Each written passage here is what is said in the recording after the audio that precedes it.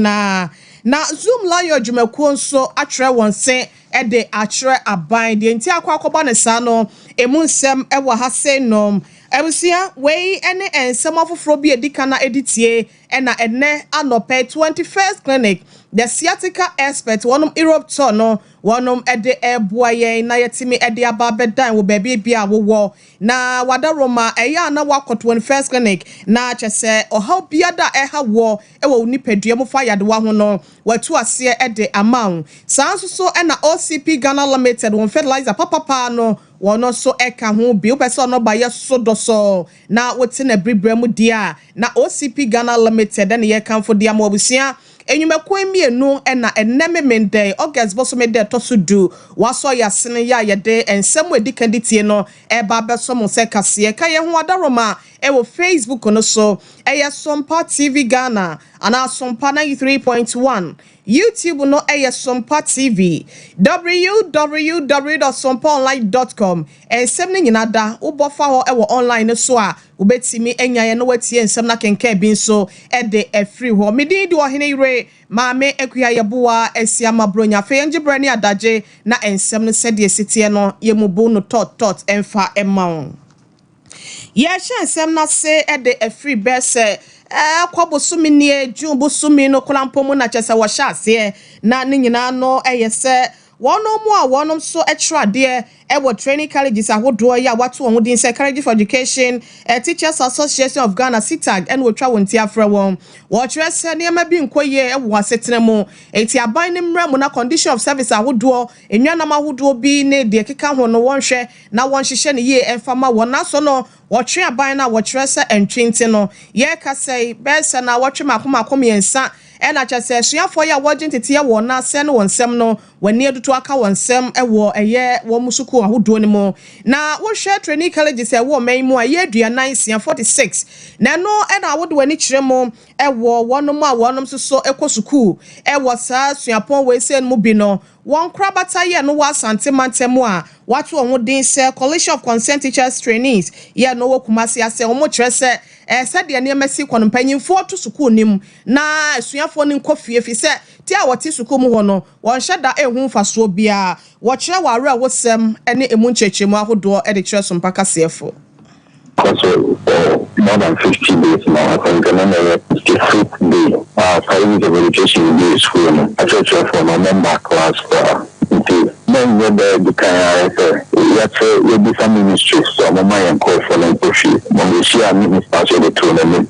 then the no response in the same career. Should be the new church for no school. And then so I shall remember the school for no school. You can send a baby and I feel for honestly close to 2 months and I return course will be and the days for the push it. We are both strike on it's more form of member. I don't know the survey that's all about the I survey that's all about the two of them and access. Ebusiani Payati Ninken Alfred Otabewo no and a national coordinator the Teacher Training Association of Ghana and your call equity no Nedia no echina president the principals of colleges of education, principals of colleges of education, Prenkoff any Tranitia at the fair one Penny Payo no see president Professor Samuel Tintono one also Akasa Eden Sam Kakra MIA. That up to this point we still haven't had a situation resolved or the issue resolved. So as principal and my colleagues across the 46 colleges of education, we're all worried about it. I recall that about a week or 2 weeks ago, we have had some engagement with SITAC, and we reached some kind of agreement, and it was our view that with what we reached, by now the tutors will have been back and then teaching going on. Unfortunately, I think they went back and said they consulted their council and they didn't agree. And we've been having some engagement even after that. They are still not yet back. But the good news I think I have is they embarked on this strike based on certain things that I've asked that they want. One of them being the book and research top-up that they were not paid last year, which has now been paid across the college. Can confirm that from yesterday and today, the tutors have been paid. So That's one of them. The biggest problem on the table is about parity of payment, and particularly the migration. That started on July 29. We've informed SETA. They were having mistrust that government will always do their own do. And as principals, we have been part of it and to ensure that it is done. Since 29, they meet at GTech every day, and this is how it is done. The universities there are 5 universities that they are going to be migrated along.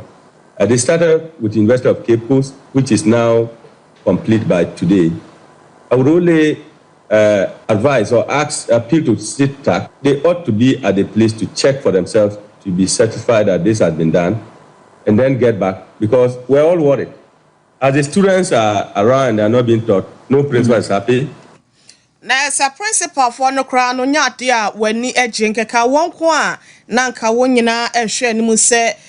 teacher fo ebesa da no wani di a kira desua dem na de esefata se wode ema eye adesua fo no ewo enwomasua so no nka watimi de ama won de okasa ye na principals of colleges of education Prinkoff one president Professor Samuel eni ni din afe ye remu ewo ensemfofro mu a na ye kọ yankasa ye nua bema ya friend Manasseh Azuri Waya training bapana waya hinta hunu training investigative journalist empepi na no ensem bi etodwa na Ghana fo akire wadwe so no tutu nsira ne abasa no ohwa na nsi a ye nua bema etime ye dise futukukoni no wakwa futu a no wade aba eni ensem ne de atua mu nyina no na wa Ghana fo nso eni etime ehu bi na de awaye ne se watintim enwoma bi na enwoma a watintim no emu nsem no kwa yese ya ye adesoa de ama Ghana fo na chese mpanyimfo ya wodi animo no yese ye kwa brewo ne ye Sompa fise dia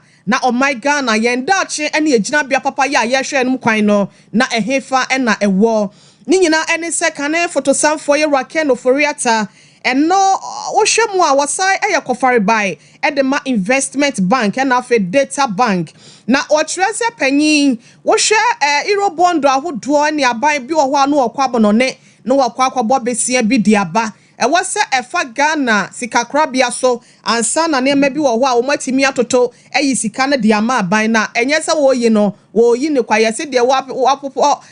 di hwehwam de no pepa ne nsakwa de wapoto ama na fie no so no onchi so de bebom nte no ene ye waye ho adwuma ye dan a won tefa bi de wo bete e de se won fa so e de ato ho na no ena ye Ramanase e kire se sa wo hwe Rakeno Foriata wo hwe ni dwumadie ya wo de Ghana besia boy ya ye kwa akobo ene enkuma ne akese mu de 2018 ekosi 2019 no sika besa $9.2 million emfaso ena wonya ye na ena wo kire se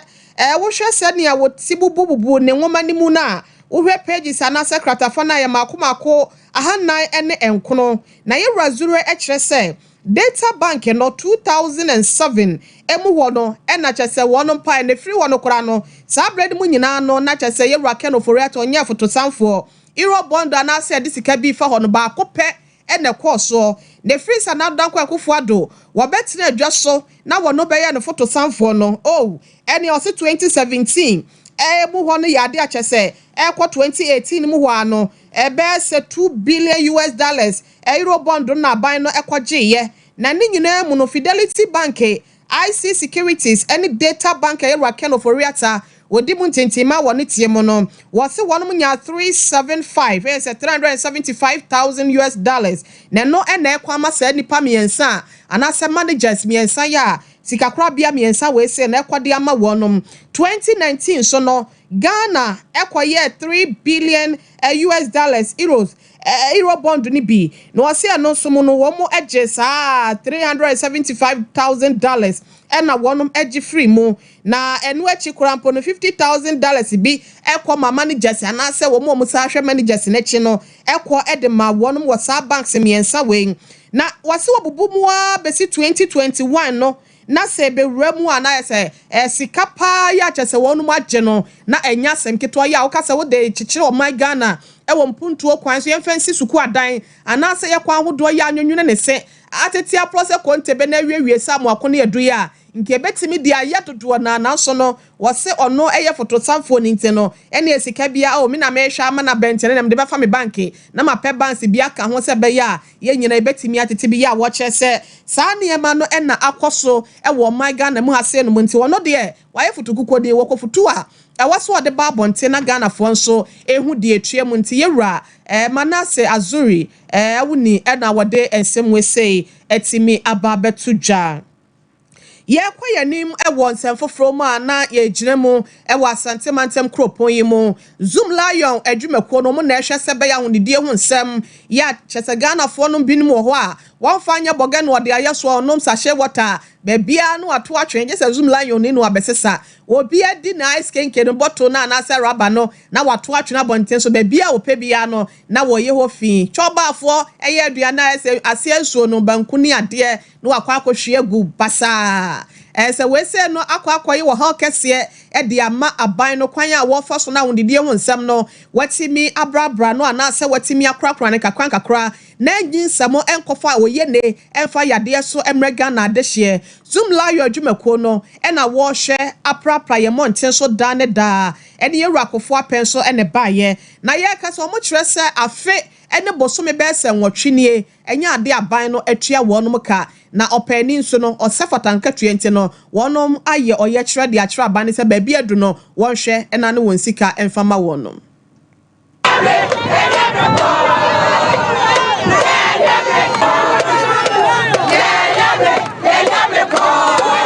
Yes, hu ya maba never ya sika braya ya no kwahia ya wutua ya ka 4 months 1 year 4 months wantua ya sa ya adwuma agum eya afe enie bosumi we ka ho 1 year 1 year pani ya ma wona awache ya njibi amani nkabi ya sra wa da betua ya ka ya sole no 9 na akrofo apamo yan no moji afo no moji asika se ya do ya mainti ni aginam ni ya adwuma ada na motete ya sa ebuso 2.5 no what make keep ya sika we nyina sika we ya sa ya omuntimi tia ya ka ya to ka sika mu omuntum ya ji ade ya kakra na wo no onfa ya de ma ya ne ya ji ade enu na edi faka edi ko ye adwuma omo busumi bia omo ju ompe ye de ye wa chi ya hwema ebo akohoma stay ye sanka iska je sibusu so obi anfa nba nko school ye timi fa man nko school je sra omo aban na ska no wono a onyim ya de ma ye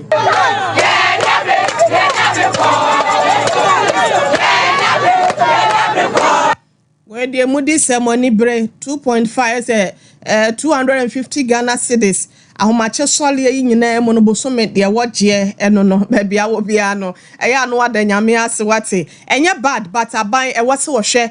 afa betete ese na yan krankra dwumadie dia private company bi dia but aban wo na wo ni mu nte no wo mo se mo hwe na mo fa wo musika ma wo no emu aya emu areho 250 cedis na watimi akola wahye de egu na bosome nwotwe so asa abeka afa ne akire de ho na sa wo se wo ntua eno eye asemsebe ebusia ye kwa yanim yewra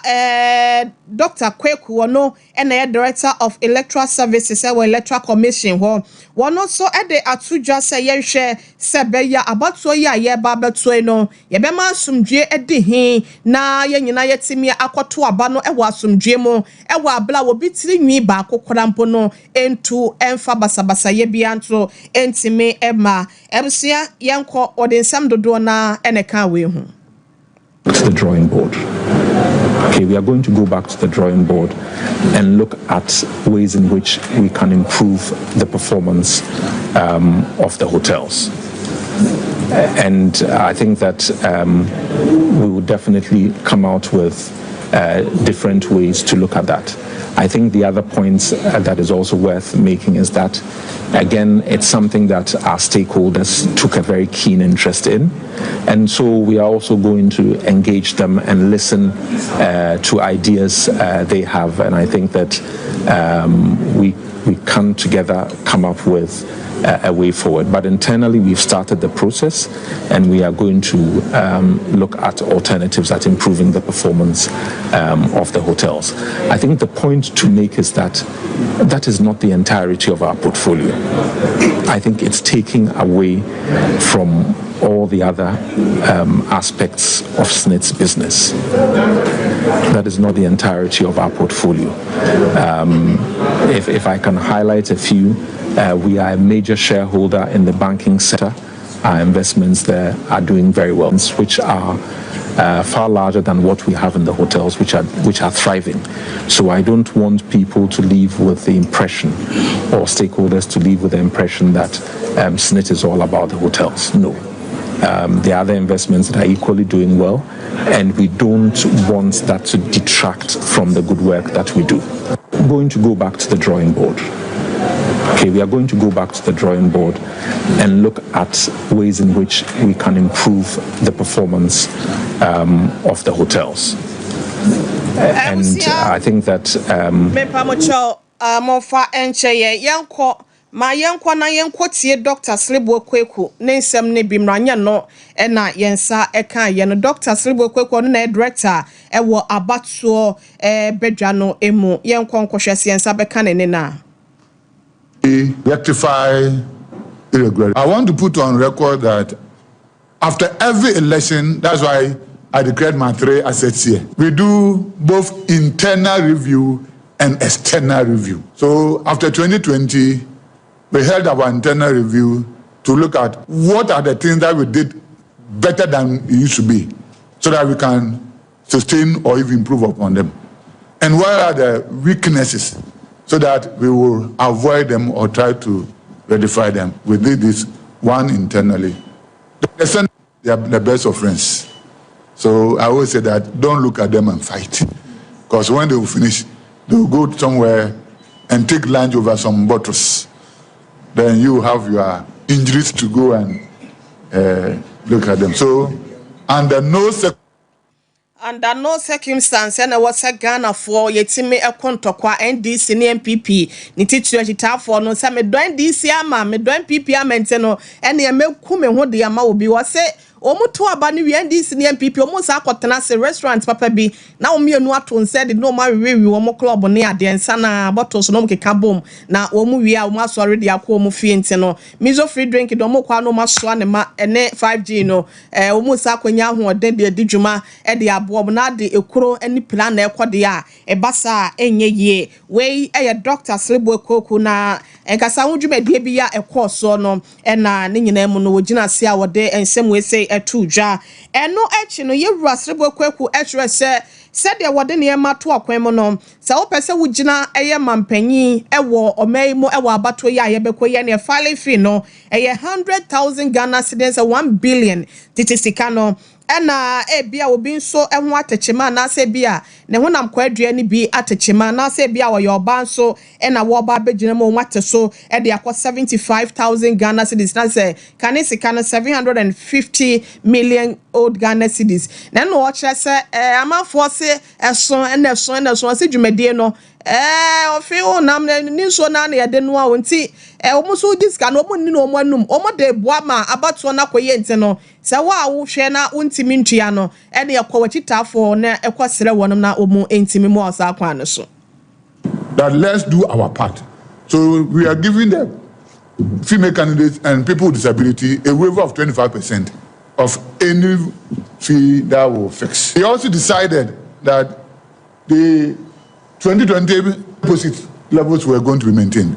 We know inflationary and the but we said that we'll maintain the same figure. So for presidential, we are maintaining the 100,000 deposits. For the women who get the 25% waiver, which will send them to 75,000. And I remember at one of the meetings, you have not been here, but you were there. We are saying that we are maintaining the 100,000, but the women will pay 25%. Sierra Dr. Slibo Kweku ene ekwotie no na yekoya nimu a na yekwo Director General ya wono da Social Security and National Insurance Trust ya yetwanitia eka na Senate no woda no yewura Kofi Bosompem osafomafo na panyi dia todwa se free bra yade dwumedie hye ne nsase ono ene metoto neema ena da neema ne enfama Senate wonum adwumeko no wose neema konkan pa wo hwe se de hyehye esida akwan mu na aboa ema Senate o ma no omuwom dada no ebi kura sa aba beka ho na won sika ye da ho no so no wate watime e de aye enipa e de ama wonum na ne kasa we se nyina no eto dwa wa bra 2024 annual operations and benefit conference no e course so e wo Elmina Yera Safoma Fonsem drawing board. Okay, we are going to go back to the drawing board and look at ways in which we can improve the performance of the hotels. And I think that we will definitely come out with different ways to look at that. I think the other points that is also worth making is that, again, it's something that our stakeholders took a very keen interest in. And so we are also going to engage them and listen to ideas they have. And I think that we can together come up with a way forward. But internally, we've started the process, and we are going to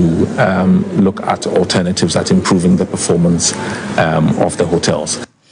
Ewusiayera osafomafo na yetie no yankwa 21st clinic ansana yasabe to ansam no so e de wa eche no epimo so na ehwo de siatica yade na oduru ho a waduru maboboa no akra nanka wo pe ba bi de ne ti ahye na so no esansa watena wo so wache na wa mu ade amfere ade no asamu watena hyemu anase wanante e de akoduru ya sabia ho nti no obewura ho ama ye de na kire ade anase na chiwade atimi aka no ye eduro papa ye what 21st clinic sebe ya no so no ne ho bedele no afiri ni padua no mama ahoton so atimi aye wo de afisa siatica yade no eba oni padua mo afiri sisi achi entini yes an won fa oto ase enti atimi ma wo sisi ya wo ya oto ya wo ya osira ya wo ya wanantu na kokomu ene wo nan ni nyina na se wo aposo ni nyina na timi ya wo ya wo nanti wo kura de to da bia wo ntimi mfa nhye empabo mu ana so ntimi mfa nsi form enu nti bomodin 15 branches ya bie e wo man mafa na nyina ko na kwaji wa yaresa afebe kasa bia wo brebo da ho na bem ekura bem anaso ha foforo bi na aba beka no anase bia meka se no wudidi a enyam yensunsu so bebre na ya wo ha mu ye ba brebo mu na ba edeba edoso papa ye ntimi sraw bomodin to abrika ko 21st clinic oyade bi a ha wo hepatitis na ha wo diabetes typhoid ulcer anasa wo ho nsam kra na obehwe na watimi ama obi de ato na so na the Europe tour no ahihye so ebusia wose yanka ncho say wo ba beye eye machine treatment ahodo massaging papa bi enu wo de beka na yade ahodo ya mbobo so ne de mentimi anka nyina firi wotiri so ekopem obora no watimi atu ase de ama enu ntia bia wo Germany wo Europe amani bia so Romania Italy anase bia Belgium wada Roma bomodin na efa abaye amedi tudwei na ne wonom eni nkomo book appointment on measure 21st August nyame ya atoma no mbefiri ho ebia no matrem ebi nso no mantrem ti fa kwanya iso ne bomodin eni won twetwe nkomo 0244 915 116 0244 915 116 na wonye so na Ghana ha se no maba no so ye 0540 311 311 Yeko yenimani yeko OCP Ghana Limited won fertilizer papa ya wode aba edwaman so no owo OCP MPK 15 and OCP MPK 10 so ewo ho de wudua no eno ho de na wode bemanto kwa na wa chirechire mu de ama won mo moton no na wo hu de obeyi de ama wo awio atoko emo ebro enkatie mu amodo patra da hodo no nyina so mu nyina mo de ewo ho kọ na kwaji bi na entime mu a agro chemical shop bia no ati atese ewo ho 0555 909437 and 0555 909433 na waje so ebusia yankwa yenim ha ye Sompa TV so Sompa 93.1 FM Sompa 98.9 na Sompa 90.7 ye ramu dia na ye ko offense north abato mpese so MPP amanyoko ne mu mpanyimfo na wo bopanyen ne wo no na wayi ni se won konkoden na won hwehwe nkabo mu emra se beya adofo ye wo amanyoko ne mu nyina na chitafo no obeka wo ho abomu na watimi ye campaign papa ewo offense north ene ne nkwado na timi aboa ama eyemra hwebedwuma konwa no akọ ede amana ma MPP nso watimi edi nkonim ewo abatoyi mu yewura ya wojem ye Dr. Freche Asamoah adofo ya wonom wo MPP amanyɔkuo no mu wɔfa wɔ no wonom so ɛbɔ ne tiri so bɔ ne nyina ne sa wɔde ntetemu ɛna ɛba ekuo ne mu wɔdɔ bi ɛna kyɛsɛ wɔyi bi nso so akwa ɛde afi ɔno ankasa ne nanteɛ ɛne n'adwuma mu yɛnkɔ Madam Faustina Asantoa wɔ campaign for year MPP amanyɔkuo no ho ɛwɔ Offense North abato ambesia so constituency executives in party numra ya de o hyemra so won tomra no the santi efiri be ye mfie 9 ya yeru afediche asamoa ene woni de tu franka semra hye badwani epem na hye badwa akonya no e man di amanyɔkuo no wɔ Offense North ba Offense North no enuoma a wo ya na tete party no mu no ya bɔ hu dawuro bebre e de akyere party panyimfo atoto asra wo mo so mo ma no menye ne mekasa se be ya party no entimi nyija nanso so afutuo nyina no antumi ankosi bebia na yenim etimi no kasa wa yini DC e ho adwa na mo yei o mu tu DC ya me time na bedi wa yini communication director wa yini deputy organizer wa yini organizer edi na ko yase ko gadri bia wo Offense North ha se ya LPP nyom yebo ni mprenu ai ebusen se yewura chei asambo chei de no ne nkofo no bo mu de na che se ekirefo no so abo mu de Madam Faustina Asantoa ena yetie na no achi ekuoba ne bi nso eto wonu mutu e de kire situani on be kan abom enka bomu ba ene ebetimi awini city ena nokoreka efise se mehu se de mehu de kase fa se ye peace no on be so be bo na odena no we kura be bo Colintim di se Colintim aye ne bi Offense North eno nso ne ye gina so efise mehu se obi di ne bottom sika ba ye mpuntuo wo district bi this aban ne de ba ye ukọ efom ho a party ma no eye wo mu ya pa se mpanyifo afa wo mu nansi fom ama Dr. Ferchey no wan pa sempa bi afuto na na komanda ahene Offense North na namo ahemfomo atunu no se wantie di a ene situe de egimaye Ebusia ya de si ase no me fast da emma Elijah Flexi ya da se papa piaga de ne message ba wo Facebook o ye na Kwame Adoma ko Starboy and afi Agundia be Sheriff Minister Planner and as a Master Planner Junior Kintampo ono so de ne de ba ya da se papa Ochia Dr. Juliana Bena and a senior lecturer we senior lecturer e wo KNUST ye na wase Godwin Sapon na Misko Spelele and afi Filippo Kwabre Kasemo mo amodemo de ba ye nyina se da ne de ma mo ye Rasante Ebo Benedict and yesemo for penny news crew ya Sompa 93.1 Kumasi Kasia dem for ekwenya kwabro no mobumpa ebubro kosua no ono so ene ne dom etu so mo ewo yesunyane ene bunu mantem ma fofo so etimi esofa etie mo yemfa seda ema wonom ena afe apam dada papa toast any systematic mon so no brother flip mo owo ahine champion abawasala mo so mo ewo nkranza Sompa 90.7 mi akasa meba Kelvin ena Felix ena wonom ehwe azuka bo achi dom ena MC ahwo no hwe achi my man peke nso echinchin fidie ni fruma edema me ko beje sesempre mo bema enso ena ehwe achi ho a TV ho no wutimi hwe live wo ho medin do hene yire maame ekua yeboa esia mabronya nyakopon ya adom aye besan ehye biem yakra mo nyina Ghana fapim dwumedie na yabo amalibia boga wode to aso amamo clinic yes sciatica expert sciatica no o nerves na wo to ase na fa wo siremu na fa wo nansia